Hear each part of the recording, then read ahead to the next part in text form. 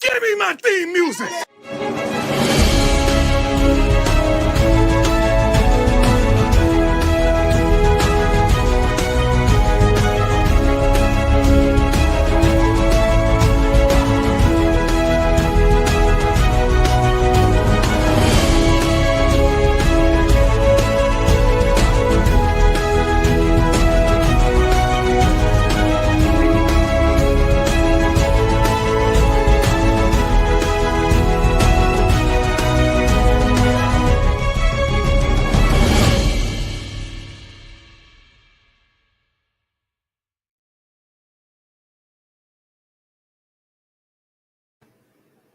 What's up, Buffs fans, and welcome into Buffs News Weekly Live. I'm your host, Russ Dornish, and guys, welcome back. It's been a busy week, as I've said. Appreciate you, Eric. That's right. It's finally here, guys. It's that time of the year. Football is back in the air, and we get to see the new look Colorado Buffaloes on the field for the first time. Turbo, welcome into the show. Appreciate you dropping by. I know that it's been, about a little over a week since my last stream. Part of the problem is there's not anything happening. This is, and correct me if I'm wrong for anybody out there, but this just feels like a quieter off season than off seasons in the past. I feel like, there wasn't the Paris Fashion Week drama like there was last year. The coaching searches for both the defensive coordinator was a massive, massive search. I know we've added coaches, but not on the same level as an OC or a DC. So we had that news and that stuff to kind of get ourselves through the time. What's up, Keith? Lady C in the house. Appreciate you guys. Happy spring ball to everybody that celebrates. Appreciate you guys all dropping in. Already 20 people in the chat. I always appreciate it. And yes, Eric, we will get into this. We're going to go through a little bit of a spring preview, so to speak, as practices begin, to just talk about everything and kind of be the spring primer, so to speak, of what you got to be looking for. What are things that we're going to want to hear about? What are some of the positions we want to really focus on besides just the quarterback? But obviously, this is what it's going to be all about. And I agree, Eric. Let's try not to be toxic when it comes to who should start, who shouldn't. I'm going to trust the coaching staff because they're going to see a lot more than we will. They're going to see what happens in the meeting rooms. They're going to see what happens with the watching of tape. They're the ones that are going to get to see the majority of what happens in practice, not the stuff that we're allowed to see through the footage from Reach the People, the pregame show, Well Off, whatever it may be. We're only going to get a glimpse, guys. We're only going to get a glimpse. Sabrina coming in. Welcome in, Sabrina. Appreciate you dropping by. It is finally happening, guys. But before we get to the spring ball, let's talk a little bit of recruiting, because who doesn't love talking recruiting? And literally minutes ago, Colorado offered another 2026 quarterback, and they offered Bo Bentley. Bo Bentley got offered by Colorado. A little bit about Bo and what he brings to the game. Obviously, 2026 quarterback, last year, undefeated state champion as a junior, 3,330 yards, 70% completion, 47 touchdowns, 933 yards, 16 touchdowns, dual threat quarterback, guys. Dual threat quarterback. Looks like out of the state of Texas. So Texas State champs, 4A division, Salina. We're not sure, but Bo Bentley getting a little bit of love. And then he also tweeted out this. Look at this. So Oscar Rios is coming in, right? He is rated right now the 10th quarterback by 24/7. Bo Bentley, the number 7th quarterback on the list. So big pickup as far as offers go. We'll see if he comes on an official visit. Now, outside of this, and obviously I've been gone for a week, so wanted to just hit again and do kind of a summary for those of you that maybe aren't paying attention or have been paying attention. A couple of the things to pay attention to overall. when it comes to visits, okay?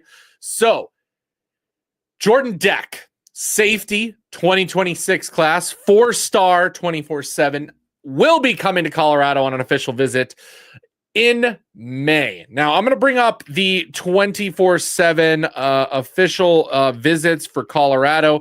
We'll see if they have it updated so we can go through this just a little bit and take a look at what to expect as the visiting list has expanded, guys. Okay, it has expanded. So let's go through this real quick before we get to the spring news and information.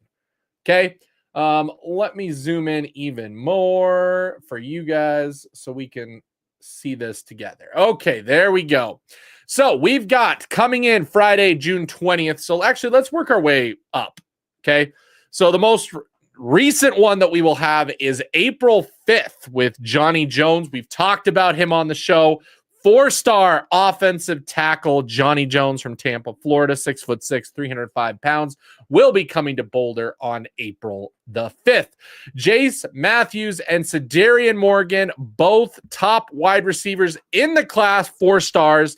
Jace is 6'1.5", 182 pounds, and Cedarian Morgan, 6'4", 210. Not too shabby, I might add. Both coming in to visit together May 9th, coming to Boulder. Then we've got, like I said, Jordan Deck, Saturday, May 10th. He is a 4-star safety. So the 4 stars just continue on for coming on a visit to Colorado. Out of Frisco, Texas, 6'1.5", 190 pounds. He is rated as the 21st safety. Forgot to say that, by the way, Cedarian Moore is the number 2 rated wide receiver in the class. Johnny Jones, number 11th offensive tackle. Then we got Jordan Clay, another wide receiver, the 9th overall wide receiver in the class of 2026, 6'3", 200 pounds from San Antonio, Texas, coming into Colorado as a 4-star on June 6th. Then we've got Isaiah Williams, linebacker. The linebackers are starting to heat up, everybody. The offers, the visits, they're starting to pour in when it comes to linebackers for next year. So you can obviously tell that linebacker is going to be a priority for Colorado when it comes to the 2026 class. So Isaiah Williams, 4-star, number 10th overall. He is currently committed to Florida. We'll try and flip him, but he is coming to Boulder on a visit June 17th. And of course, the big visit so far is going to be Oscar Rios and Rodney Colton. Rios, of course, the 10th rated quarterback in the group. 6'3", 175, 4-star, 91 grade. And then Rodney Colton, another linebacker, one of the top linebackers in the class of 2026, 4-star, out of Noonan, Georgia, coming to visit on Friday, June 20th. Now, be on the lookout. That's not going to be it. We're going to definitely have a lot of, more things to look at. Okay, so Brady says Isaiah Williams has shut down his recruitment. We'll see. We'll see. They say that things can change overnight, but I agree. He probably will not be visiting Boulder then. But still, we've got a lot to look forward to when it comes to visits. And that's just only the beginning, guys. That's just the beginning. Appreciate the information. Brady dropping by. I'd put my money on Prime, not announcing a starter before the first game. They like surprises. I want to make Georgia Tech prepare for both. I think that would be smart. Use that to your advantage when that's going on. Try and keep that close to the vest and not let everybody know about who's starting at quarterback, especially that first game. The rest of the games you won't be able to, but we might be able to catch Georgia State off guard. So I agree. I think that would be really, really good. They need to use a different system for the 2 quarterbacks. So they can't wait too long. Gearhead, I think what Brady means is the team will know who the starter is, but we can keep it close to the vest by not telling the public, not announcing it, through the media, trying not to announce it on Well Off or anything like that. Maybe throw in a little bit of a head fake in there and have both of them like evenly shown in the Well Off videos. You can definitely kind of direct the narrative when it comes to that. Yeah, sorry, Georgia Tech. I don't know why I said that. Very big difference. Oh my gosh, guys, it's been a lot. As I've talked about it, we're in the process of listing our house right now, so we can move back to Colorado this summer. So that is where I've been the last week. Work, a lot of work, and getting our house ready to list on the market, which we did on Wednesday. So appreciate the correction there. You're right. I don't know why I said Georgia State, but yes, Georgia Tech. They are going to be a team that we are definitely going to not have to take lightly. That is not going to be an easy game whatsoever to start. So it'll be interesting to see who gets it. But let's find out what happens this spring and who ends up seeing more reps. Now, as we jump out of recruiting and into the spring, let's talk about what to expect and what's going to happen this spring for Colorado. Of course, the big news, and everybody's already talking about it in the chat, that is the quarterback battle between Julian Lewis and Caden Salter. Now, I do believe everything I'm hearing is that going into spring, Caden Salter will be elevated as that kind of number 1A, 1B with Julian Lewis. I think you go ahead and give him that spot to start just because of the experience. However, as the spring goes, it will be a true quarterback competition, taking into account how they do on the field, how they do in the classroom, how they do with leading their teammates. All of that is going to be extremely important to determining who's going to win this battle throughout the spring and throughout the summer. Now, my question for you guys, whether you're watching live right now in the chat, let me know, or if you are watching later on in the comments down below, let me know, who do you think will be the starter when the dust settles after spring ball? That's what I want to know. Who do you think? Now, my money is going to be on Caden Salter, okay, guys, because I think a lot of people don't realize just how good of a quarterback Caden Salter actually was, why he's coming to Colorado. He is coming to Colorado because he wants to go to the NFL.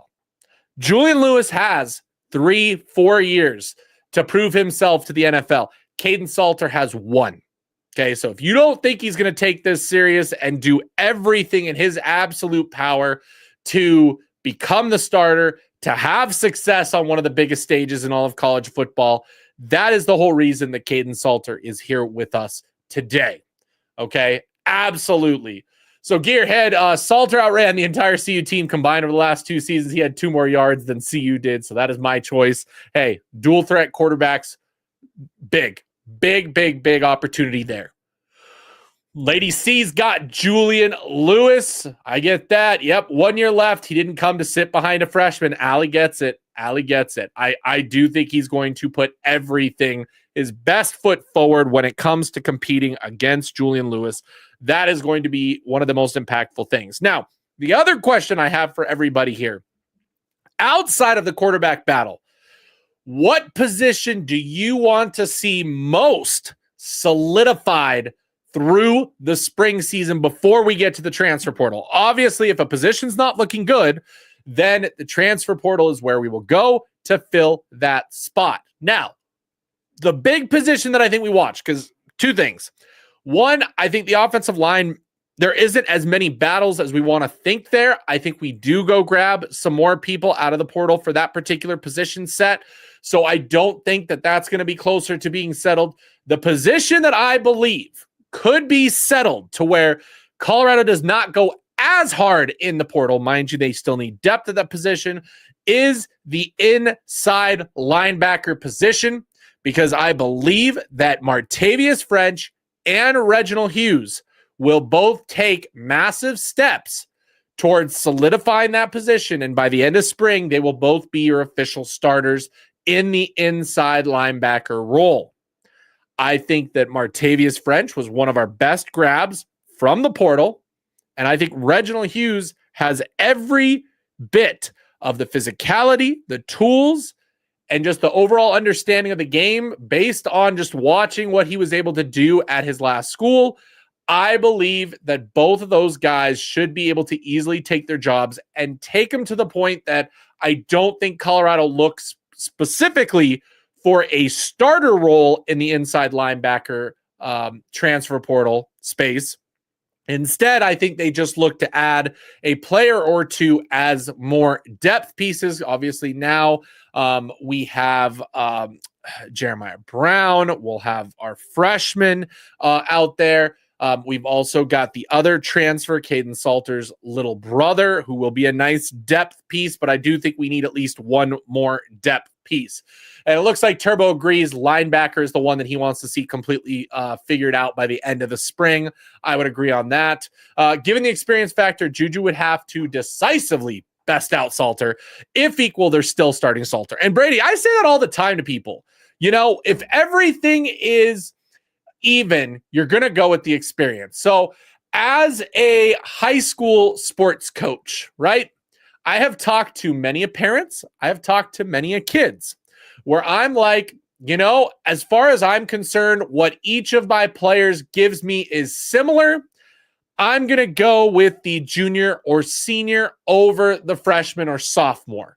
Okay, I'm going to take experience. Now, I tell them, it's not me saying that they're better than you. It's not me saying that, well, you're better than them, but I'm taking experience over you. No, it is saying that I truly believe that all things are equal. And when all things are equal, there's one thing that can differentiate you, and that is that age factor.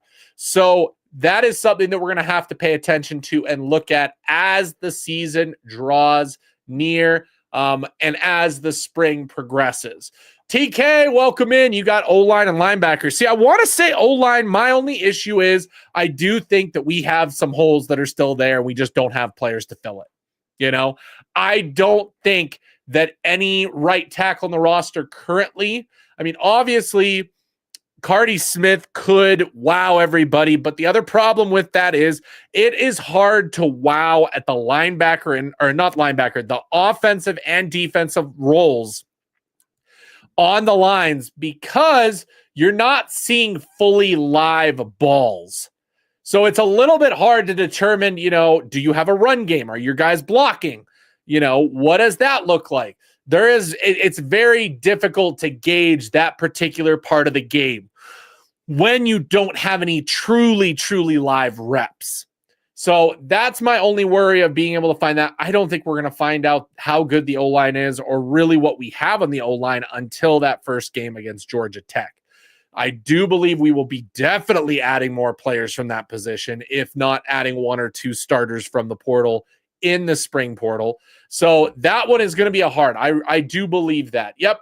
Appreciate it, Lady C. Thank you. We're up to 70 now. Please hit that like button so we can get this out to more people. I think Chrysler and Seton are the only guaranteed starters. Rest will compete. Brady, I would 100% agree with you. I think those are your for sure starters on the line. Everybody else will be competing for a spot. You've got the center battle between Cash Cleveland and our newcomer from Louisiana Tech. You got that. You've got the guards battling out for other positions. Tyler Brown, is he going to be able to keep his starting spot or is he going to lose it? And then the right tackle, of course, is the biggest question mark on the entire line, guys. So that one is going to be very interesting to see. OFB, appreciate you dropping by. Russ, I want to believe Juju, CP, and Caden had agreed on him coming in, ending his college career at CU. You have to know that Julian was okay with it, with the possibility of sitting behind Caden Salter. I would agree with that. I would agree that, you know, Juju, his dad, were both okay with that. I don't think Caden comes here unless they were, and unless there was some kind of conversation in case that happened. Now, I'm sure he told him, hey, we're going to compete for that position. Whoever's the best is going to play. But do know that if this guy comes in, we want you to stay, Julian. We want you to develop. Can you sit a year if need be? What would that look like? I guarantee they had that conversation. I guarantee that Julian Lewis would not be blindsided if he's not named the starter. I know for a fact that he was not given a promise where it was like, you are the starter no matter what. Lil Bucket also saying Salter will start. Gold Anchor Gaming, you just should have packages regardless. I would agree with that. I would like to see some just change it up packages. Let's be creative and see what we can have done. Who's going to have the first highlight big play during spring? Okay, this is a great question, Swouse. Swousey. I would like to ask everybody else in the chat as well. Who do you think makes the first big wow play that shows up on Well Off, Reach the People, the pregame show? Who do you think it's going to be? If you remember that first year for Colorado, who was the one that was making plays constantly? I believe Javon Antonio was that guy. And then this past season, I would say that, Omarion Miller was probably the guy making the most plays in the spring. Let me know if you agree with me on those two kind of making big plays in the spring. As far as this year, the first person that I think is going to make a play, I'm going to say it's going to be a wide receiver because that's the easiest position to shine in practices. I think, and I don't want to give it to Omarion. I think that's too easy. I mean, I could give it to Terrell Timmons. He's got stuff to prove. So it very well could be Terrell Timmons that makes the very first big play. Again, let me know what you guys think. But I think I'm going to go a little bit outside of the main. I'm going to go with Joseph Williams. I think Joseph Williams makes the first big play that pops up on the videos showing us his ability to go get that ball. I love this question. Thank you so much for asking it. And I will check with you guys what you think as well. Okay, Lady C, Charlie Cash, Wester, Michael, and Gage. Gearhead Salter can't really show what he does best in practice because he can't show his running ability and ability to get out of sacks. But Gearhead, what I love about him, he can sling the ball too. I would not be surprised if you guys are very surprised or pleasantly surprised at how good he throws that ball. And that beats Julian Lewis to an extent with what he's able to do. Turbo, I also want to see how the safeties play. How well do the transfers play? And if the guys that were already there take that next step. All great things to be paying attention to in spring. All realistic things that we should be seeing from the spring practices. Ali, right tackle Houston, if fit. If not, Cardi. Okay, so that's who you have for the spring. Again, we'll see. Lil Bucket, why so many Colorado media outlets think Salter not an accurate quarterback? His throwing abilities is top tier. Agreed.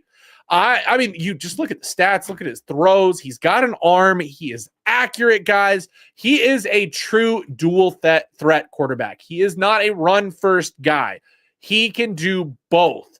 What I like and what I like I've seen about him is he does not hold on to the ball a lot. He either does one of two things, gets rid of it quickly, throws it away, or takes off a lot sooner than Sheduer did, in my opinion, from watching his tape.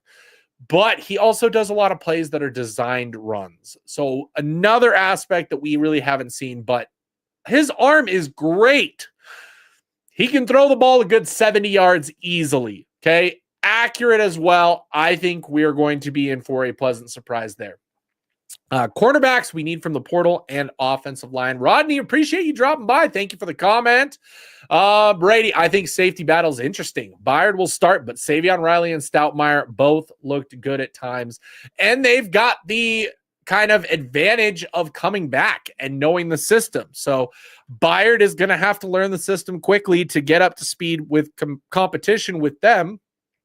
I wouldn't be surprised if Savion and Stoutmeyer start as the starters, again, because of that experience, because of the familiarity of being a part of this program long-term. But Byard is a dog, and he will most likely take that over. I think we still need a senior wide receiver unless Timmons steps up big. I mean, so far, Timmons seems to be stepping up in a leader role. It seems in the videos you see he's taking on that form, so I think that's already there. But I agree. I think we do add one more wide receiver. I don't think it's going to be like a big-time top portal wide receiver, guys. TK agree with me. Joseph Williams about to go crazy. Brady Tafik will have a big spring. I think Timmons will look really good in spring as well. Appreciate that. So those are your two breakout players first. Joseph Williams is him. Swowsy, I feel like Q6 going to shine. He looks much bigger. I think all the freshman wide receivers are going to shock people. Another guy that I always, it goes so long without us seeing them that you kind of forget some of them. Draylon Miller, guys, looks absolutely insane. The workouts and the muscle that he has been putting on, absolutely insane. I can't wait to see what he does. If that's somebody to break out, and by breakout, I don't mean like they weren't good before or anything like that, but I mean like becomes a household name where everybody's like treating him like they treated the Javon Antonio, like they treated Omarion Miller last year during spring, where people were like, he's going to have a big part of this offense. Draylon Miller is probably going to be that guy if I have to guess. Want to see Zach Atkins too. Guys, we need a tight end. Like, I don't mean we need to go grab one. I mean, I want one of these guys to break out and be the tight end that we need in this system. Tight end is going to be one we're going to have to watch. Can they make some plays as a receiver and show out? That is going to be a big, big thing to watch for. I think Farrakhan X will be the guy. I was going to say Farrakhan before I, jump to Joseph Williams. I definitely think he's going to be a part of that. Zach Atkins is going to improve this offense. I really hope Pat Shurmur draws something up for him so that he flourishes. Appreciate Little Bucket. Joe, welcome in. Appreciate you dropping by. If you have a freshman who's on the same level as a senior and you're going to start a senior because of experience, that makes zero sense for me. The kid's a star. Didn't need 3 years to get there. I get that, but you just said that they're on the same level skill-wise. If they're on the same level skill-wise, you take the experience. The experience will elevate that just a little bit. It's saying everything else is the same. Hopefully that makes sense. Oh, man, I know. Gearhead, Isaiah Harge does get forgotten a lot. Okay, have him in a gray jersey, playing both ways. It'll be his third year with all the seniors gone. Could Isaiah Harge take that next step? I mean, he balled out last spring. He balled out last spring in that spring game. We were out of running backs due to the transfer portal. Isaiah took on the role of a running back and had a fantastic spring game. That is somebody we can't forget. Absolutely. Lil Bucket, I think Timon's going to start until Omarion gets back to 100%. He still have a few minor injuries we've seen during workouts. He's got to get his legs strong before he goes. Omarion does. I mean, you don't just break your leg and then that's it. Yep, keep those likes coming, everybody. Follow Lady C. We're up to 115. We've doubled our viewers. Can we double the likes? Surprised no one's mentioned Pondered yet for quarterback. Brady, you just had to, though. You had to break that streak because here comes all of the Ponder fans now that are going to pour into the chat and have to say something. Rob, appreciate you. I've been so good. So good, okay? So good. So stoked to see this team developed. I think we all are. I mean, we're just ready to see some actual football, some competition going, some battles. And then the next part of my preview for spring that I want to talk about, and that is the coaching staff, guys. What an offseason it was for coaching staff hires. Yes, did we lose some coaches? But the more that I have simmered on it, the more that I have looked back on last season, the more I've looked at everything, I think we are in a much better spot today than we were last season. Okay. Coach Prime continues to improve this team. Let's talk about those changes, of course. On the way out, we have Coach Dancy, Phil Lodeholt. Okay. We potentially might have lost Tommy Robinson. I don't know if that's fully been confirmed. It is, it isn't. I don't know. We might have lost Tommy Robinson as an analyst, but we lose Dancy, we lose Lodeholt, and Lodeholt is the one that I want to talk about, okay? So nothing against Coach Lodeholt, and I like what he brought. Obviously, he improved that offensive line. My question is, how much did he improve that offensive line? I've been watching a lot of Sheduer Sanders tape as he goes into the combine, as he gets ready to be drafted. And you start to remember that while, yes, the offensive line was improved, it was still atrocious.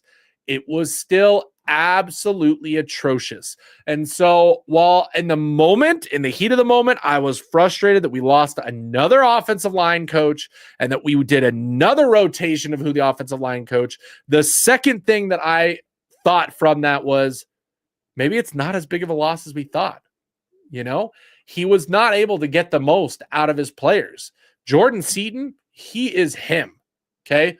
That was not a case, I don't think, of Lodeholt being able to develop him in a month or two. I think that's just who Jordan Seaton is. The rest of the guys had struggles. They had struggles moving around that line. They had struggles figuring out who to play where. They had struggles with picking up formations and picking up guys within that, understanding the scheme. There's a lot of things that our offensive line still struggled with that I would put on the offensive line coach to at least have a part in. And the fact that it didn't make a difference, maybe losing Loadholt and gaining what we did, which is a room of now 3 offensive line coaches with Gunnar White, George Hegeman, and Andre Girard. All 3 unbelievable. Andre Girard already working hard on those Colorado recruits, working hard on, those local guys, has that connection to Matt McChesney. You got the other ones. We've got a lot of coaches that have a lot of great reputation to them. And so my guess is that is going to pay off and improve our game. Then we have the loss of Coach Dancy. Now, obviously, with the loss of Coach Dancy, we brought in a couple of guys. We promoted Warren Sapp. We promoted George Hilo, which I think was one of the most underrated moves of the offseason. People do not realize just how good George Hilo was for this team, was for Robert Livingston. Okay. And so promoting him is unbelievable. And then, of course, we have the addition of Domata Peko, which I think is an improvement by committee. Having a Hilo, Sapp, and Peko all being a part of that kind of defensive side of the ball, I think that is an improvement over what we had prior. So you look at all of that, you look at how we expanded on the coaching staff, what we lost versus what we gained. It is a net gain in that room. And I am so excited to see what these coaches have up their sleeves for spring practice. On top of that, of course, the biggest hire of the entire offseason, and that is our strength and conditioning coach, Andrew Swayze. Swayze is definitely, I think, going to pay off in spades when it comes to this team, the future of this team, and the development of this team. Absolutely a steal to get him to come to Colorado after he left his prior school. I mean, the guy is a legend when it comes to being a strength and conditioning quarterback or coach. I don't know why I said quarterback. I mean, kind of quarterback, but who cares? So let's keep this rolling. Okay. Coach Prime, not lean. We really do got the best coaching staff in football. Our coaches are better. Goodbye the other ones. Who cares? Rob, are you worried at all about Falk's newness to coaching? Every time I bring him up to people, that's the first thing they mention. I'm not worried, but I guess we'll see. And Rob, here's what I would say to that. If we had hired Falk to be the offensive coordinator, yes, I would be worried. Okay. But when it comes to positions, and I said it last year when we hired Warren Sapp, and people said that it was a bad hire because he had no experience. It's the same thing that I got regularly seeing people in public wearing my Buffs gear, people asking questions about it. They're like, I can't believe you guys hired Warren Sapp. He has no experience coaching. I can't believe it. Marshall Faulk has no experience coaching. But if you talk to anybody in the NFL or that is tied to the NFL that knows Marshall Faulk, everything that they will say is that he is one of the smartest football minds they have ever met and that they ever know. And so him being a position coach, he is not going to be fully on the X's and O's. That I think takes some more time to get used to and some more things. No, he is going to be working one-on-one with running backs. He's going to be talking video with his running backs about what they see. What are some, advice that he can give them? What are things that they should be doing? He can give recommendations based on what he sees. Nothing beats experience when it comes to coaching. Having that firsthand experience at a high level, not to mention a Hall of Fame level like Marshall Faulk had, that is something that can't even be measured, guys. And it's going to be a big, big deal when it comes to this team, when it comes to developing running backs, when it comes to attracting running backs.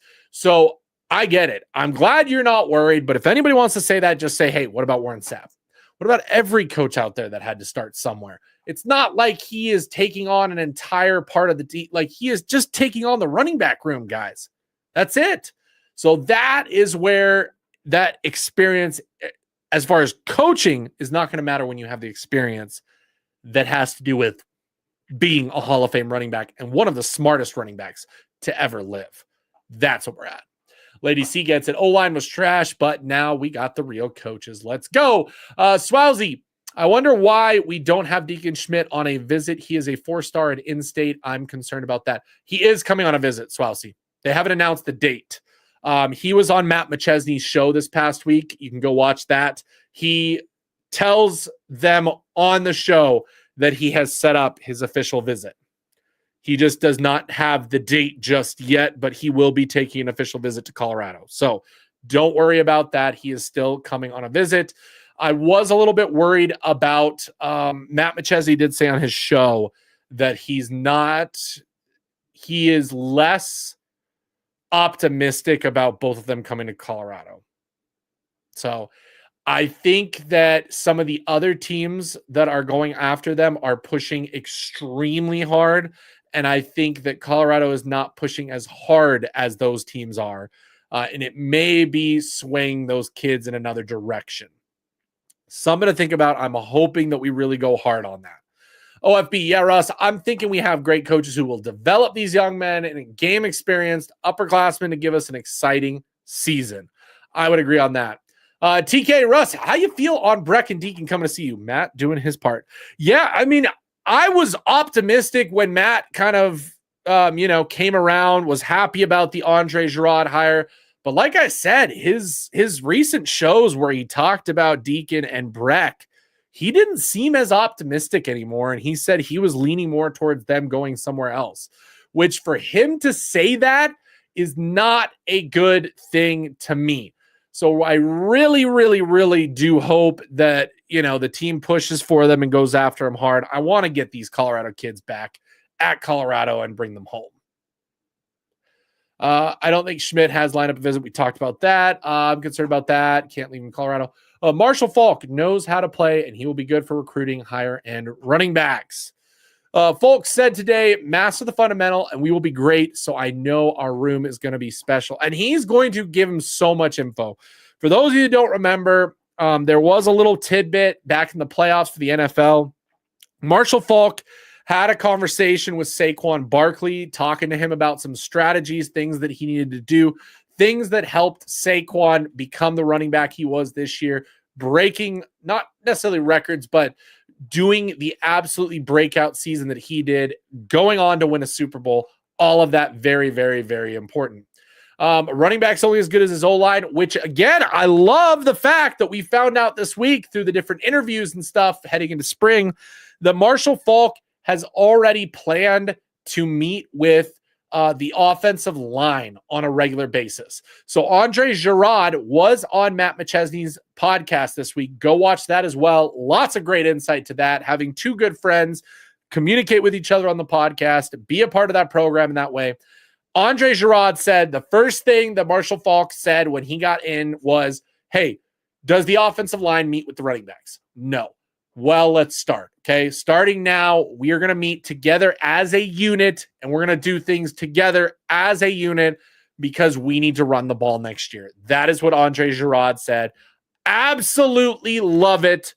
That is huge. That is huge, guys. Huge. Heck yeah, Russ, fired up, brother. Thanks for everything you're doing. Keep us informed. Of course. Happy to have that. That was Breck.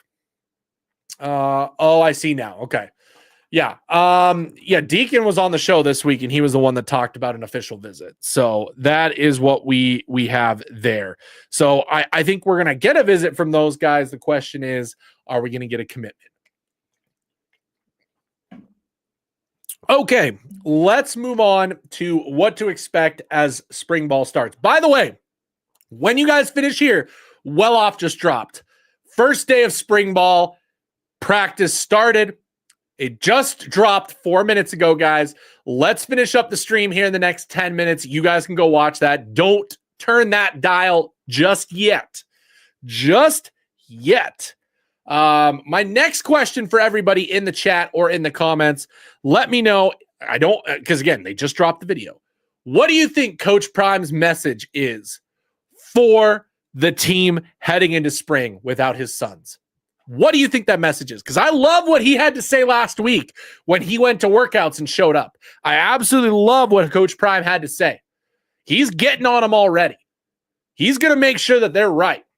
Okay, things are going to be different, guys. I have a feeling that things are going to be different when it comes to how this program is ran going forward. I really do. And I'm really excited to see what happens. I'm excited to see how the practices are ran. I'm excited to see how the workouts are. I'm excited to see who steps up and becomes a leader of this program. Okay? This is Jordan Seaton's team now. This is Caden Salter's team now. Okay? I want to see who steps up and takes Cam Silman-Craig's place, that takes Travis's place on this team, that takes Sheduer Sanders' place on this team. How are we going to replace those leaders of this program this spring with new people? Who are the ones that are going to step up? Is Omarion Miller going to improve, okay, after being called out during spring workouts? Is, are one of the receivers going to step up and be that role? Who on the defense, DJ McKinney, Colton Hood, are they going to step up maybe? Preston Hodge, those guys are returners. How are they going to step up? Who on the defensive line is going to step up to lead this team? Is it a Tajay McCoy? Is it an Amari McNeil? Or is Jaheim Otis going to take that next step? I know some of you are kind of soft on Jaheim Otis and don't think that he's going to be as good as some people think. Can he take that next step now that he's been given the keys to the kingdom? So let's see it. Let's find out who our dogs are, who our leaders are. And I love this, OFB. Coach Prime's message will be to the guys in the trenches. We're good talent-wise. Weapons everywhere. Can the trenches perform and let our playmakers do their stuff? That is a question to answer. That's a question. If I'm Coach Prime, I'm going in that room and looking at all of them and being like, hey, listen up. We're no longer a team of two superstars. We are a team, and we are going to do this together. And I need each and every one of you to step your game up. I need the trenches to improve. Okay? I want the defense to not only lead the Big 12 in sacks again, but to lead the country as well. I need that offensive line to take pride in the fact that they are going to protect whoever is behind them at quarterback way better than they did last year. And if we do those things, we're going to have a good season. I love it, Lil Bucket. That's a great message right there. And that's been talked about. I had great players last year. I want a great team this year. I want a great team this year. That is our motto, guys. Okay? We're going to keep that up. We're going to keep that up all off season long. And that's going to be our rallying cry. I want you guys to remember that. I'm going to try and remember that. Heck, I'm going to make shirts out of that. I want a great team this year. We had a team of great players last year. We as fans want a great team this year, and we are going to hold them accountable. Robert, welcome back in. Will the line be able to adjust the new coaching style for the trenches? I think they will. I think they will. I think there's going to be some carryover. I think there's going to be some good things. Not to mention you got new players, so that's the chance to implement new strategies and new styles, so to speak. So I think we're going to be good there. But again, we need to bring in some more depth and more experience when it comes to that offensive line, guys. It is 100% that way. 150 viewers up to. Please, please, please hit that like. Please, please, please hit that like. We got to keep going. Okay, stalled out because I am so busy with moving. haven't been able to, stream as much, but now, hey, spring practice here. I'm going to find the time to stream for you guys. We're going to chat about what happens in spring practice. We're going to chat about who's breaking out, who we need to step up, who could be leaving in the transfer portal as the spring goes on, who is kind of checking out, and how is the quarterback battle going. We're going to take a look at that battle on a regular basis, talk about what we're seeing, talk about what we need to see, who's the leader, who's fallen behind. All of that is going to be covered right here for you guys regularly on a basis here. I love it, Lil Bucket. Andre Girard said the mindset going into spring is having a whole mentality to dominate and manhandle on the line of scrimmage. I'm telling you guys, when it comes to those coaches, they are going to get these guys right. Now, the question is, can they choose to step up their game and step up their ability and heed the call from their coaches in their position rooms? That will be the question. That's going to be what we're going to be covering and looking out for. So again, I absolutely love it, guys. We had great players, but we want a great team this year. Appreciate you guys for tuning in today. I'm going to call it for now. Thank you guys so much. On your way out, hit that like. Of course, subscribe to the channel. And as I go out, Northside checking in. Appreciate you dropping by. We will answer this, Eric, more as the spring season starts. There's just way too many question marks at this point to really understand who's going to hit that. But that's where we're at. King, appreciate you dropping by here at the end. The Buff's going to be great in 25, 10-1, 9-4. Okay, we'll see what happens, guys. We will. So again, appreciate you guys dropping by. Make sure you have that subscribe button, hit that notification bell turned on, and we are going to be coming back with a vengeance frequently for you guys over this spring season. So buckle up and stay tuned for Buffs News Weekly Live. I'm Russ Dornish. I'll see you next time. And as always, Go Buffs!